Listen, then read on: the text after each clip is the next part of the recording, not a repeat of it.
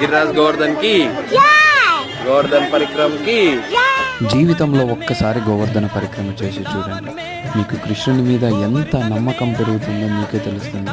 ఇక్కడ గోవర్ధన గిరి అన్నటువంటిది ప్రతి అణువణువు కృష్ణుని యొక్క లీలలు చాటి చెబుతూ మనకు ఆయన యొక్క లీలలను తెలియజేస్తూ ఉన్నది. మేమైతే ఆటో పరిక్రమ చేశాము, మీరు కావాలంటే నడక పరిక్రమ కూడా చేయొచ్చు. ఎందరో గోస్వాములు, కృష్ణునితో పాటు గోపికలు, గోపబాలురు, ఎన్ని లీలలు అబ్బబ్బబ్బా, చెప్పడానికి నమ్మశక్యం కానటువంటిదనమాట.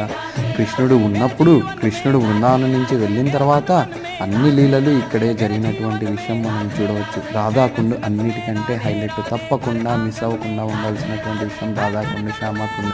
అక్కడ ఎందరో ఆచార్యులతో పాటు ఈవెన్ పాండవులు కూడా వచ్చి ఉన్నటువంటి వైనం చూడొచ్చు మనం.